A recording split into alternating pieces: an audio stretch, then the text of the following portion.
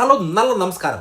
The Kerala story 2 ടൈലറിൻ്റെ പ്രധാന സംഭാഷണങ്ങളും അവ മുന്നോട്ട് വയ്ക്കുന്ന ആശയങ്ങളും രാഷ്ട്രീയവും എത്ര പേർ ട്രെയിലറിൻ്റെ കണ്ടുവെന്ന് എനിക്കറിയില്ല. ട്രെയിലറിൻ്റെ തുടക്കത്തിൽ തന്നെ ഒരു വോയിസ് ഓവറിലൂടെ സിനിമയുടെ രാഷ്ട്രീയ പശ്ചാത്തലം വ്യക്തമാക്കുകയാണ്. അടുത്ത 25 വർഷത്തിനുള്ളിൽ ഇന്ത്യ മുഴുവൻ ഒരു ഇസ്ലാമിക സ്റ്റേറ്റായി മാറും. ഇന്ത്യയിലുടനീളം ശരീഅത്ത് നിയമം നടപ്പിലാക്കും. ഇത് സിനിമ കൈകാര്യം ചെയ്യുന്ന പ്രമേയത്തിൻ്റെ വ്യാപ്തിയെ വ്യക്തമായി കാണിക്കാൻ ഉദ്ദേശിക്കുന്നുണ്ട്. ശരിക്കും പറഞ്ഞു കഴിഞ്ഞാൽ പ്രായപൂർത്തിയാകാത്ത കുട്ടികളുടെ വിവാഹം, പെൺകുട്ടികളെ പ്രണയത്തിൽ വീഴ്ത്തി വിവാഹം കഴിക്കുന്നതിലെ നിയമപരമായിട്ടുള്ള ചതിക്കുഴിയെക്കുറിച്ച് ട്രെയിലർ നന്നായിട്ട് തന്നെ സൂചിപ്പിക്കുന്നുണ്ട്. ഇത് നിയമവിരുദ്ധമാണ്. രേഖകൾ പ്രകാരം ഇവൾക്ക് 16 വയസ്സേ ഉള്ളൂ. എന്നാൽ ഇതിന് മറുപടിയായി മറ്റൊരു കഥാപാത്രം പറയുന്നുണ്ട്, പേപ്പറുകൾ പ്രകാരം അവൾക്ക് 18 വയസ്സായെന്നാണ് പറയുന്നത്. ഇത് വ്യാജരേഖകൾ ചമച്ചുള്ള വിവാഹങ്ങളെ സൂചിപ്പിക്കുവാൻ ട്രെയിലർ ശ്രമിക്കുകയാണ്. അതോടൊപ്പം തന്നെ ഇതിൻ്റെ പ്രണയവും, അതോടൊപ്പം തന്നെ ആ പ്രണയത്തിലൂടെ വഞ്ചനയും, പെൺകുട്ടികൾ തങ്ങളുടെ മാതാപിതാക്കളെ വിശ്വസിക്കാതെ പങ്കാളിയെ വിശ്വസിക്കുന്ന രംഗങ്ങൾ ഇതിലുണ്ട്. അച്ഛാ, നിങ്ങൾക്ക് മനസ്സിലാകുന്നില്ല, അവൻ എന്നെ ഉപദ്രവിക്കില്ല. എന്നാൽ പിന്നീട് ഇതേ പെൺകുട്ടി തന്നെ തൻ്റെ പങ്കാളിയോട് ചോദിക്കുന്നുണ്ട്, ഒരിക്കലെങ്കിലും ഒരു നിമിഷമെങ്കിലും നീ എന്നെ സ്നേഹിച്ചിട്ടുണ്ടോ? ആ ഒരു ചോദ്യം പ്രണയം വെറും ഒരു ചതിയായി മാറുന്നു എന്ന തിരിച്ചറിവ് അവിടെ കാണിക്കാൻ ശ്രമിക്കുകയാണ്. അതോടൊപ്പം തന്നെ മതപരിവർത്തനവും അവരുടെ ജീവിത രീതിയും ലിവിങ് ടുഗെദറും ആ ബന്ധങ്ങളിൽ മതവിശ്വാസം കടന്നു വരുന്നത് ആ സംഭാഷണങ്ങൾ കൃത്യമായിട്ട് തന്നെ വ്യക്തമാകുന്നുണ്ട്. ഞാൻ മതം മാറില്ല, ഇത്തരം കാര്യങ്ങളിൽ എനിക്ക് വിശ്വാസമില്ല. ഇതിന് മറുപടിയായി പുരുഷ കഥാപാത്രം ചോദിക്കുന്നത്, ഭാവിയിൽ ജനിക്കുന്ന കുട്ടികൾ ഏത് മതം പിന്തുടരും എന്നാണ്. ഞങ്ങൾ ഒരിക്കലും നിരുഷ്ടവാദികളാകില്ല, നിങ്ങളെപ്പോലെയുള്ള കാഫീറുകൾ മാത്രമാണ് നിരീശ്വരവാദികൾ എന്ന് ട്രെയിലറിൻ്റെ ഒരു കഥാപാത്രം പറയുന്നുണ്ട്. ശരിക്കും പറഞ്ഞു കഴിഞ്ഞാൽ സാമ്പത്തിക ലാഭവും ചൂഷണവും, പെൺകുട്ടികളെ മതപരിവർത്തനം നടത്തുന്നതിന് പിന്നിലെ സാമ്പത്തിക ലാഭം അല്ലെങ്കിൽ ഇടപെടലുകളെക്കുറിച്ചും ട്രെയിലർ വ്യക്തമായി തന്നെ പരാമർശിക്കുന്നുണ്ട്. ഇത്തവണ ഉണർന്ന ജാതിയിലുള്ള നമ്മുടെ ബ്രാഹ്മണർ പോലുള്ള അങ്ങനെയുള്ള പെൺകുട്ടികൾക്ക് ഏകദേശം 12 ലക്ഷം രൂപ വരെ കിട്ടുമെന്നുള്ള രീതിയിൽ പെൺകുട്ടികളെ വെറുമൊരു കച്ചവട വസ്തുക്കളായി കാണുന്ന രീതിയിലാണ് ഈ സിനിമ യുടെ ട്രെയിലറിൽ സൂചിപ്പിക്കുന്നത്. അതോടൊപ്പം തന്നെ ഒരുപാട് വീഡിയോകളുടെ ഈ സിനിമയുടെ അവസാനത്ത് പെൺകുട്ടികളുടെ ചെറുത്തുനിൽപ്പിനെ കാണിക്കുന്നുണ്ട്. ഞാൻ പട്ടിണി കിടന്ന് മരിക്കേണ്ടി വന്നാൽ പോലും ബീഫ് കഴിക്കില്ല എന്ന ആ ഒരു സംസാരം, തങ്ങളുടെ സംസ്കാരവും വിശ്വാസവും സംരക്ഷിക്കണമെന്ന്, അതോടൊപ്പം തന്നെ നമ്മൾ ഒരുമിച്ച് നിൽക്കണമെന്നൊക്കെയുള്ള രീതിയിലുള്ള ഒരു മറ്റുള്ളവർ മുതലെടുക്കുന്നത് കൊണ്ടാണ് നമ്മൾ ഒരുമിച്ച് നിൽക്കാത്തത് എന്നൊക്കെ പറഞ്ഞുകൊണ്ടുള്ള ഒരു ആഹ്വാനം.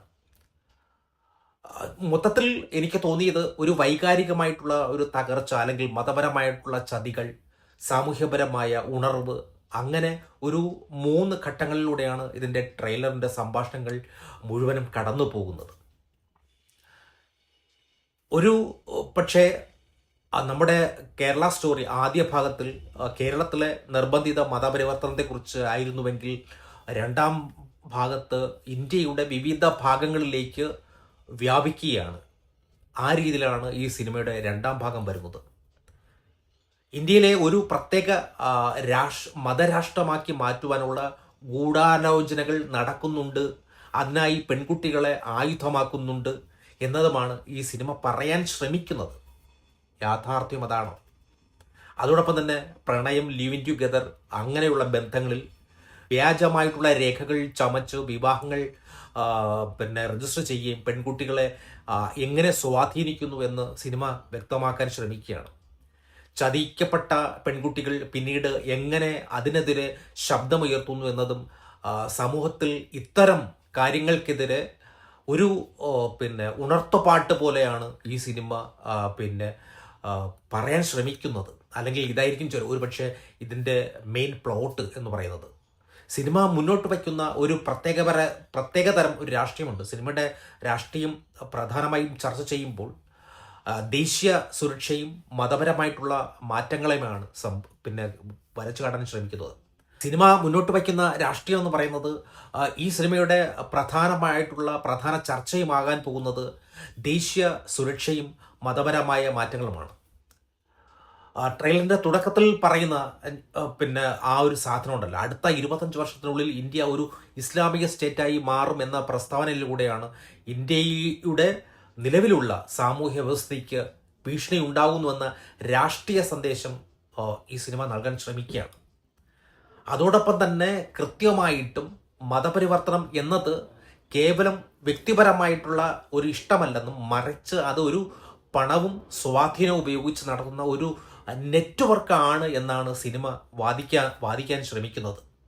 കൃത്യമായിട്ടും ഇതിൽ പറയുന്നുണ്ട്, ഒരു ഉയർന്ന ജാതിയിലുള്ള പെൺകുട്ടിയെ കൊണ്ടുവന്നാൽ പണം വാഗ്ദാനം ചെയ്യുകയാണ്. അതോടൊപ്പം തന്നെ ഈ സിനിമ ആഹ്വാനം ചെയ്തു, നമ്മൾ ഒന്നിച്ച് നിൽക്കാത്തതാണ് അവർ മുതലെടുക്കുന്നത് എന്ന് പറയുമ്പോൾ ഭൂരിപക്ഷ സമുദായം തങ്ങളുടെ മതപരമായിട്ടുള്ള ഐഡന്റിറ്റിയിൽ ഒത്തു നിന്നാൽ മാത്രമേ നമ്മുടെ ഈ രാഷ്ട്രത്തിൽ നിലനിൽക്കാൻ പറ്റൂ എന്നുള്ള രീതിയിലാണ് ഈ സിനിമ പറഞ്ഞു വയ്ക്കുന്നത്. ഇതിൻ്റെ ഇമോഷണൽ ആ ഒരു കോറ് രാഷ്ട്രീയത്തെക്കാൾ ഒരുപാട് സ്വാധീനിക്കുക ഇതിലെ വൈകാരികമായിട്ടുള്ള നിമിഷങ്ങളായിരിക്കും ഒരുപക്ഷെ ഈ സിനിമയിൽ. കാരണം വ്യത്യസ്തമായിട്ടുള്ള പല സ്റ്റേറ്റുകളിലുള്ള പെൺകുട്ടികളെ കാണിക്കുന്നുണ്ട്. അച്ഛനമ്മമാരുടെ നിസ്സംഗായ അവസ്ഥ, സ്വന്തം മകൾ പ്രണയത്തിൽ വീണ് മാതാപിതാക്കളെ തള്ളിപ്പറയുമ്പോൾ അവർ അനുഭവിക്കുന്ന വേദന ഈ ട്രെയിലറിൽ വ്യക്തമായി പറയുന്നുണ്ട്. മമ്മി പപ്പ അറിയാതെ നമ്മൾ എന്തിനാണ് കല്യാണം കഴിക്കുന്നത് എന്ന് ചോദിക്കുന്ന ഒരു പെൺകുട്ടിയുടെ ആശങ്കയും ഈ സിനിമയിൽ കാണിക്കുന്നുണ്ട്. ശരിക്കും പറഞ്ഞു കഴിഞ്ഞാൽ താൻ സ്നേഹിച്ച വ്യക്തി തന്നെ വെറുമൊരു കച്ചവട വസ്തുവായോ അല്ലെങ്കിൽ മതപരമായിട്ടുള്ള ലക്ഷ്യത്തിനായിട്ട് ഉപയോഗിക്കുന്നത് കണ്ട് പെൺകുട്ടി തിരിച്ചറിയുന്ന നിമിഷം സിനിമയിലെ ഏറ്റവും വൈകാരികമായ ഒരു ഭാഗമായി മാറുകയാണ്. അതിൽ പറയുന്നുണ്ടല്ലോ, നീ ഒരിക്കലെങ്കിലും എന്നെ സ്നേഹിച്ചിരുന്നോ എന്ന ഒരു ചോദ്യം ആ തകർച്ചയെ ശരിക്കും പറഞ്ഞു കഴിഞ്ഞാൽ അതിനെ മുതലെടുക്കാൻ ശ്രമിക്കുകയാണ്. തൻ്റെ അസ്തിത്വ അല്ലെങ്കിൽ പോരാട്ടം, സ്വന്തം അച്ഛൻ്റെ ആചാരങ്ങൾ അല്ലെങ്കിൽ പിന്നെ ഭക്ഷണ രീതി, ആ ബീഫ് കഴിക്കുന്ന ആ ഒരു സാധനം ഇല്ലേ, പട്ടിണി കിടന്നാലും കുട്ടി ബീഫ് കഴിക്കില്ല എന്ന് പറയുന്നത്, അവളുടെ ഒരു പോരാട്ടം, ഒരു ഹീറോയിസം അവിടെ അവതരിപ്പിക്കുകയാണ്. ശരിക്കും പറഞ്ഞു കഴിഞ്ഞാൽ ഈ സിനിമ പിന്നെ രാഷ്ട്രീയപരമായിട്ടുള്ള ഒരു വലിയ അജണ്ടയോ അല്ലെങ്കിൽ ഒരു വലിയൊരു സന്ദേശമോ ഇന്ത്യൻ ജനതയ്ക്ക് നൽകാൻ പിന്നെ പുറപ്പെടുകയാണ്. വൈകാരികമായ ഒരുപാട് കഥയെ സിനിമ ഒരു രീതിയിൽ അല്ലെങ്കിൽ മറ്റൊരു രീതിയിൽ വർഗീയവൽക്കരിക്കുന്നു എന്ന് വേണമെങ്കിൽ പറയാം. ഇത് ഒരുപാട് കുടുംബങ്ങളിൽ ചർച്ച ചെയ്യപ്പെടാൻ പോകുന്ന ഒരു വിഷയമായി മാറാൻ പോവുകയാണ്. സിനിമ കാണണോ വേണ്ടയോ എന്നത് ഓരോരുത്തരുടെ വ്യക്തിപരമായ താല്പര്യം. Thank you.